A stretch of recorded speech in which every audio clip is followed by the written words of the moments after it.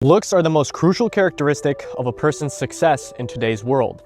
The people who believe in this rule took the so-called black pill. In other words, the topic of looksmaxxing. I'm sure you have heard of it by now due to its recent spike in popularity due to people like Clavicular.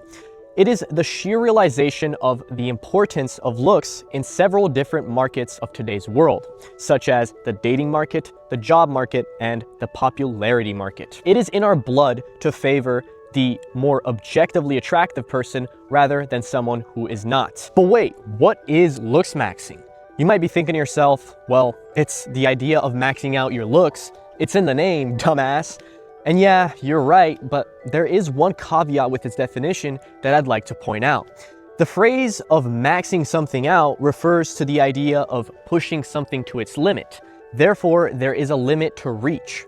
Maxing out that specific area of your looks to its limit without moving the goalposts, without changing the denominator, without tampering with your genetic limit. But this is where a lot of people get confused because looksmaxxing was just another term for self-improvement, catered to your looks rather than your whole self.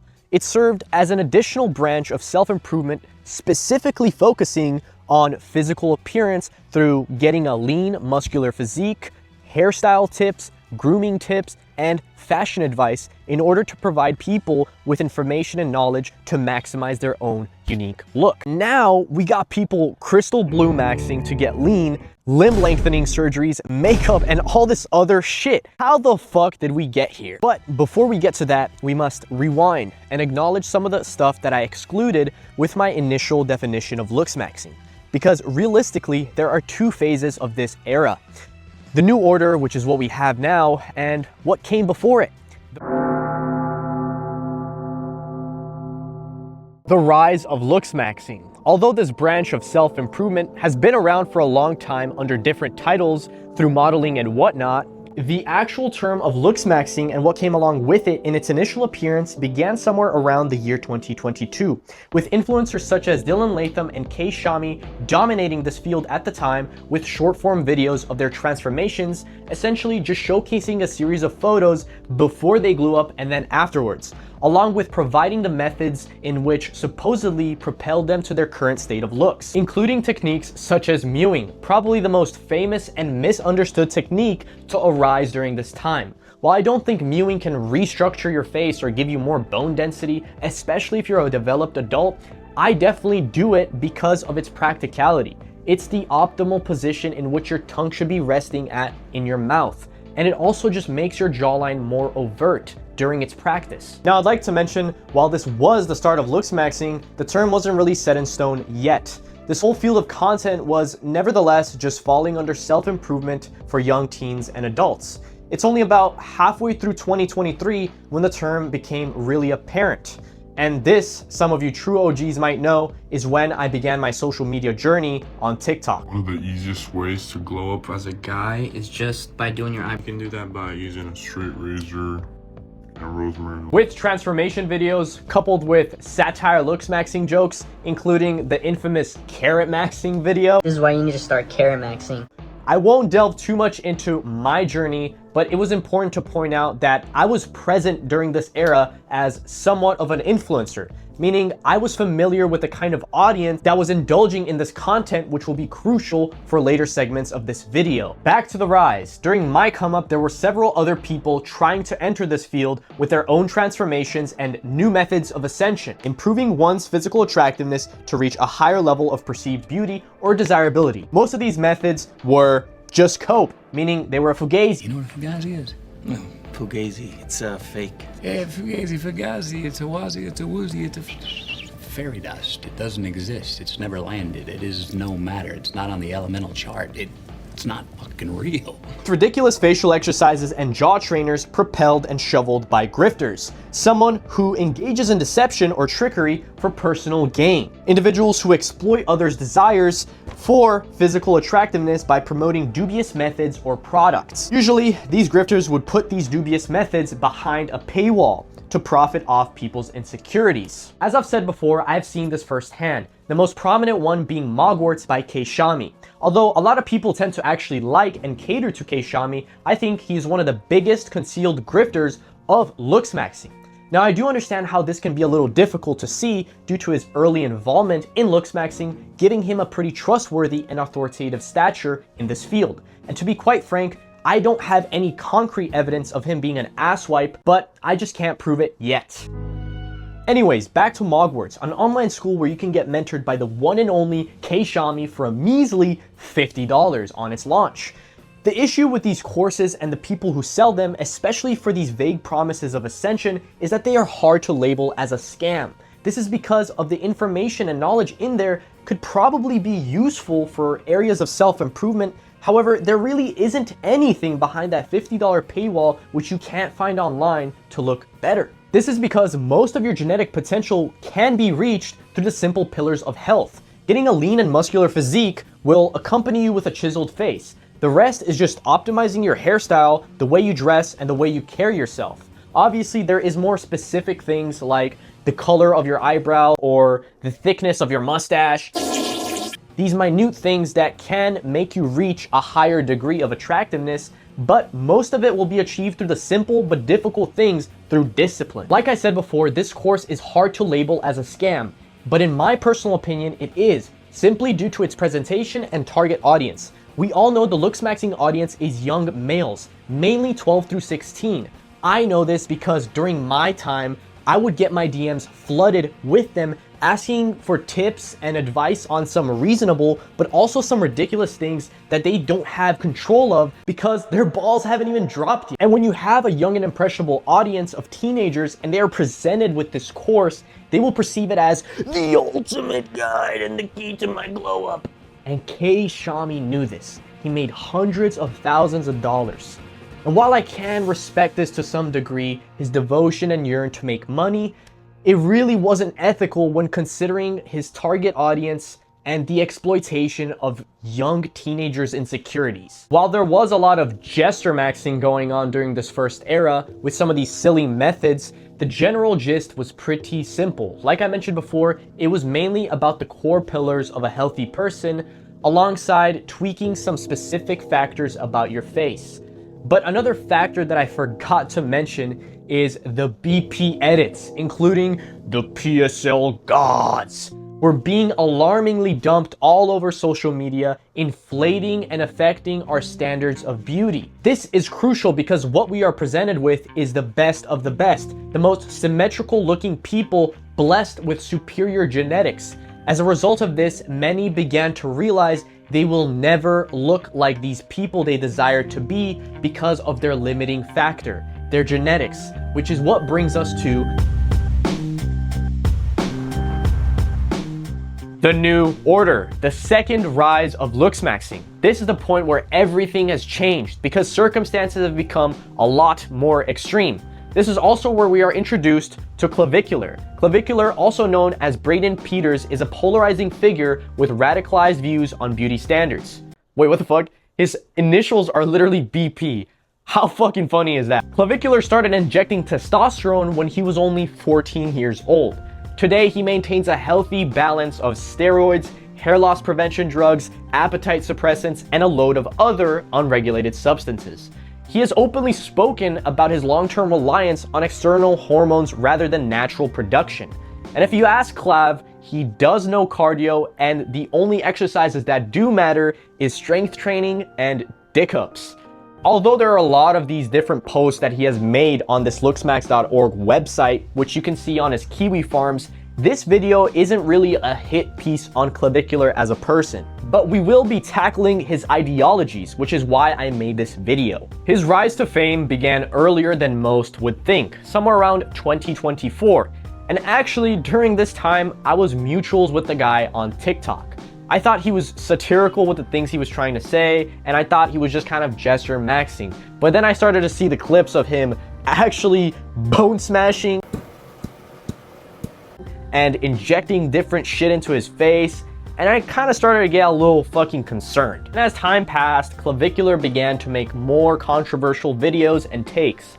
This is where he actually got into an altercation online with my brother, Jacked Durden. Many of you know him, but they had opposing beliefs on steroids as well as surgery. In short, Clav argued that because teens can't legally get procedures done or acquire steroids, it somehow makes it okay to promote it to your impressionable audience. He also tried to discredit my brother's takes, as he never really faced any hardships, and if Jeff Bezos told you money didn't matter, would you believe him?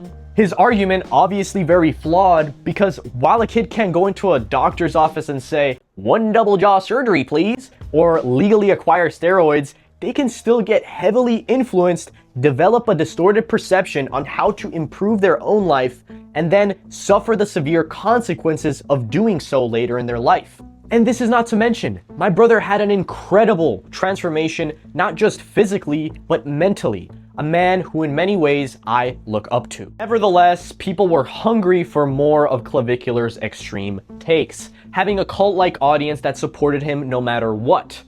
People were sick of the things they were witnessing during the rise of Looksmaxxing, like I mentioned before. The ridiculous cope methods that just do not work at all in significantly improving your looks. This is exactly why people turned to Clav. Not only was he successful by proving his point that looks are the most important aspect which determine a person's success, because he crystal blue maxed, got extremely lean, and began collaborating more and more with other creators. He also provided methods that really work and weren't just cope, which even I can respect. However, the manner this was presented in and glorified is not something to be overlooked, making these extreme methods seem like the only options of reaping the rewards of being an attractive person. I'd say for most people out there, especially teenagers, there is so much you can do before even considering these extreme methods of altering your physical appearance. And this is not to say that I am against surgery, because it can be useful and helpful,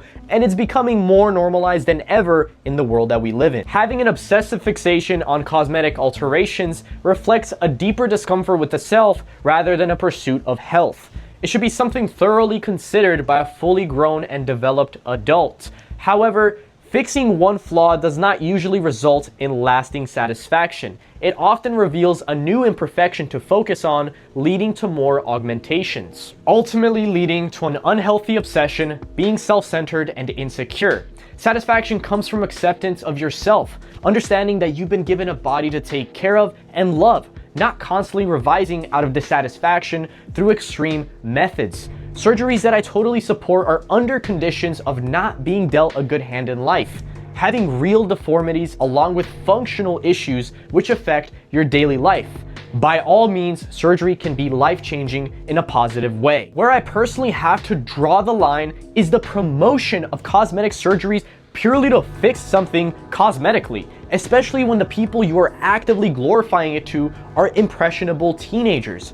It's something that should be acknowledged as a last resort. Since the topic of surgery is a little tricky to take a morally correct stance on, the use of unregulated substances is definitely not. Clavicular has publicly acknowledged reliance on a wide range of different chemically altering substances, such as stimulants, suppressants, hormones, unprescribed compounds, all framed as tools to regulate mood, appetite, and performance. I mean, it's actually insane considering how many different external factors his body relies on to operate. And it's not even like the dude tries to be moderately healthy. He mentions that he eats like shit, fast food and ice cream, and doesn't even like to work out, 'cause it hurts. As a result of his early and ongoing steroid usage, he looks a whole lot older than most 19-year-olds. The long-term health implications of his level of chemical intervention, especially starting so young, are not trivial.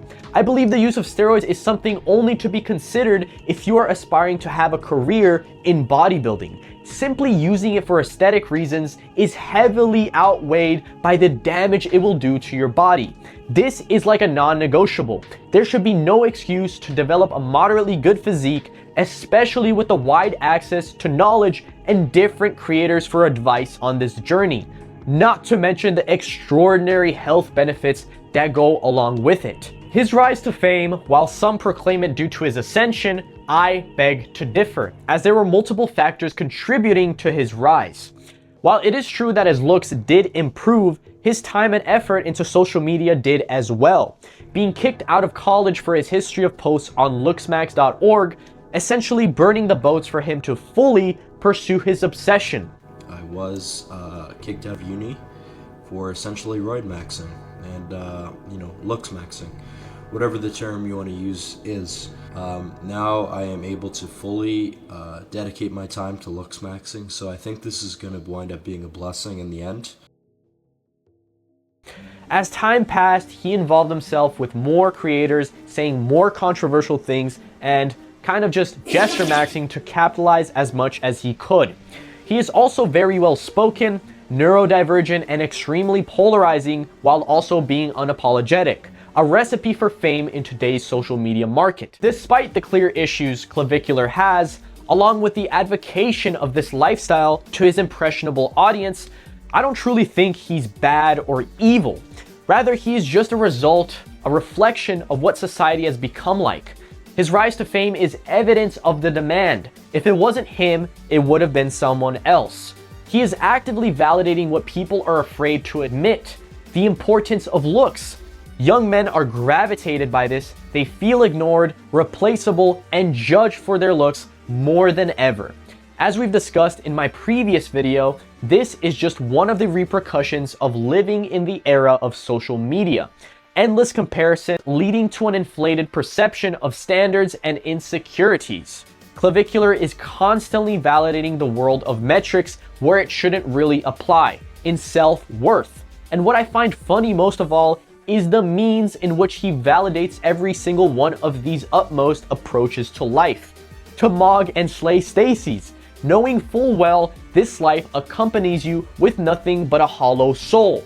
Chasing girls that hold nothing of value other than a big butt and plastic breasts, and the stroking of the ego by mogging other male individuals. Both of these goals render fruitless as they become obsolete over time. There is always someone uglier than you and vice versa. No matter the extreme methods you use to obtain a more attractive figure, there will always be a more genetically gifted person that will mog you. This is not even including the fact that attraction is subjective. While there are some pretty objective factors of one's attractiveness, such as not being fat and dirty, the many smaller details can be. Furthermore, while it is seen as a joke to have a great personality makes you more attractive, it still holds true. Arguably not more than looks, but still a crucial factor in obtaining good-hearted people in your circle. I don't think he's evil. I think he's a result, a reflection of what society rewards right now. And the era he represents comes with a cost that isn't paid by him, but by the people absorbing the worldview day after day. While Clavicular is paying his own price by indulging in these behaviors with health risks alongside humiliation, he was going to regardless of his online success. However, the masses, the impressionable audience who look up to him, will on a grand scale experience their own struggles with adopting this worldview. First and foremost is the chronic dissatisfaction they will continuously experience on a day-to-day basis.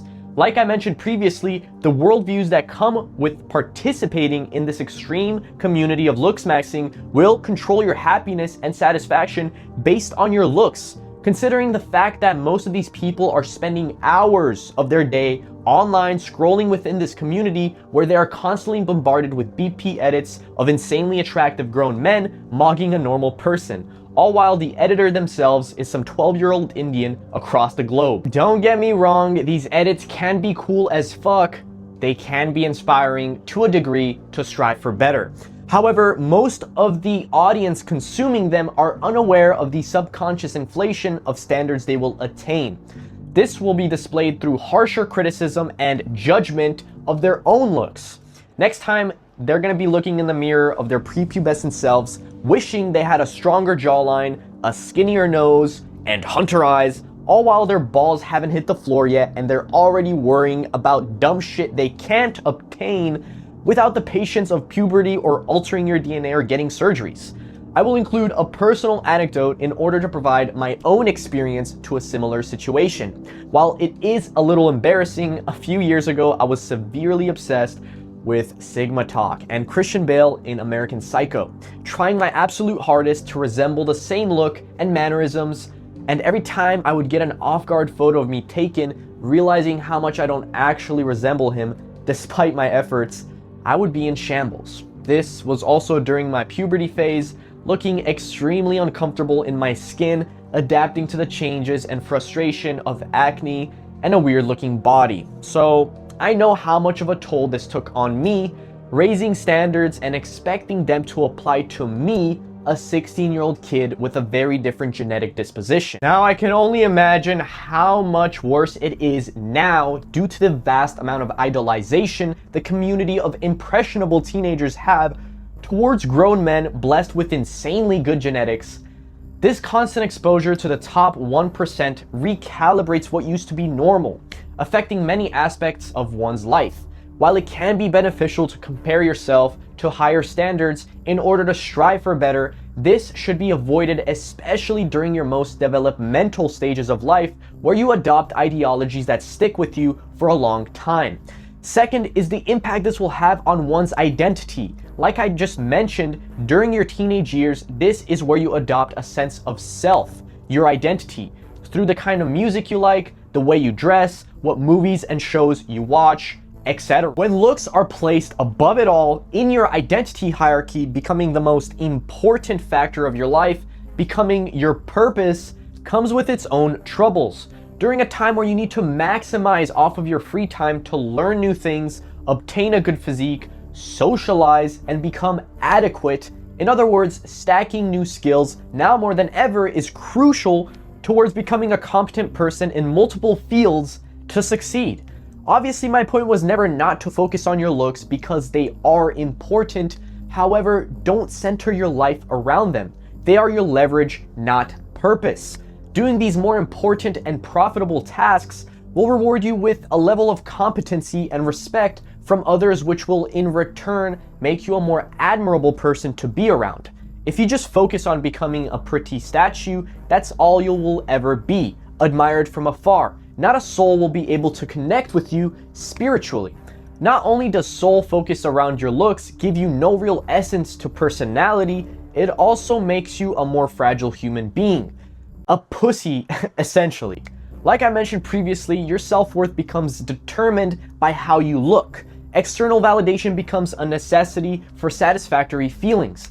Once received, you are on a high horse, but whenever ignored or criticized, you feel immense disappointment with yourself. You will overanalyze and become aware of any kind of imperfections that you might have. Any criticisms towards it hits harder due to its strong association with your identity. The bad days where you don't look your best, bad haircuts, a phase of acne, become more detrimental than it should be. Worst of all, your confidence becomes heavily dependent on it. It was never internalized, rather released to your looks. And when self-worth is contingent on appearance, confidence becomes fragile because appearances are unstable.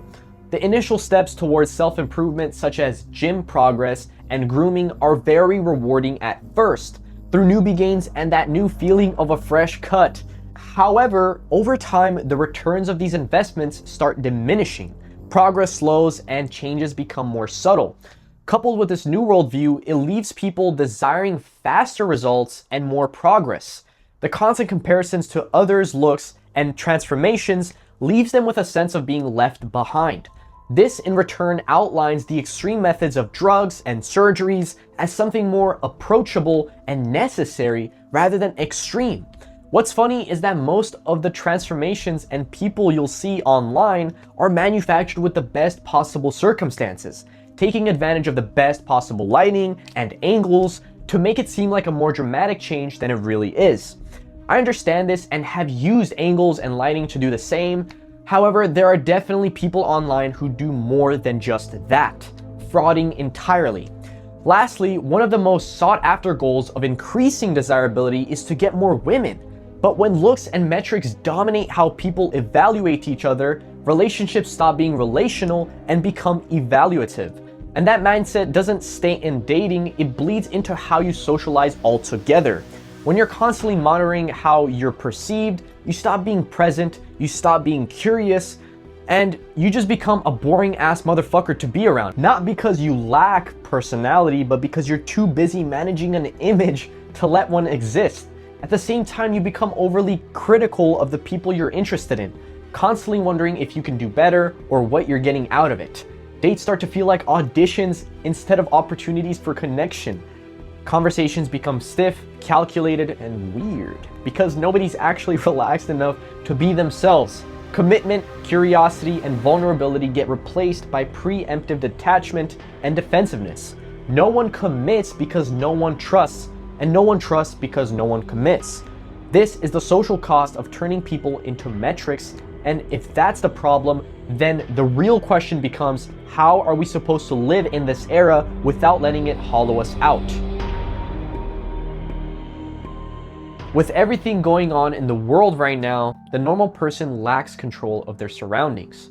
A world where you are a seamless bystander to all the chaos going around, just observing without the power to change anything to a significant degree.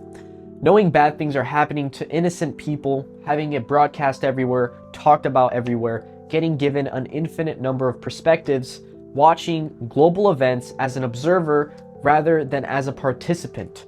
Turning to ignorance isn't just bliss in the information age, it feels like psychological healing. This is why self-improvement, along with its branches such as Looksmaxxing, has blown up so much recently. Clinging to what we can control, ourselves, the will to power, the will to become better. So it's not a mystery as to why the demand for this kind of content has spiked, or why we turn to the extreme methods of Looksmaxxing. It is appealing to think these goals of becoming so desirable are within our reach through the extreme procedures. One thing we can truly appreciate from this era of BP is the vast amount of knowledge we can acquire and put to use. On surface level, it teaches hygiene, fitness, and discipline to invoke a better version of yourself. It reveals neglection of the self and forces change towards greatness. Most importantly, through Ascension, you reap rewards, drastically improving first impressions along with opening doors for opportunities in careers.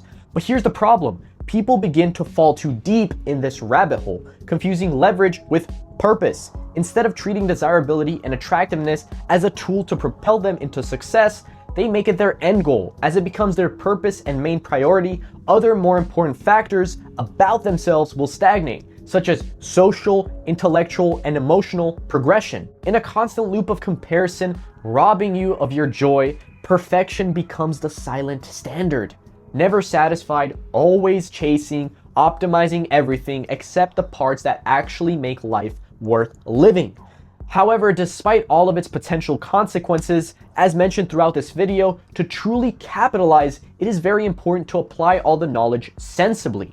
Not by centering your life around it, but by filtering it heavily to make the best use of it. The core aspects, the pillars of health, being the most important and obvious to follow. Working out, having a healthy and rich diet, and exceptional hygiene. If you desire a more striking look, literally just get leaner. Most of what models do to achieve their best look is just get as lean as possible. This can be difficult, which is why people like Clavicular take shortcuts by dosing on appetite suppressants, crystal blue, and peptides like retatrutide to get lean.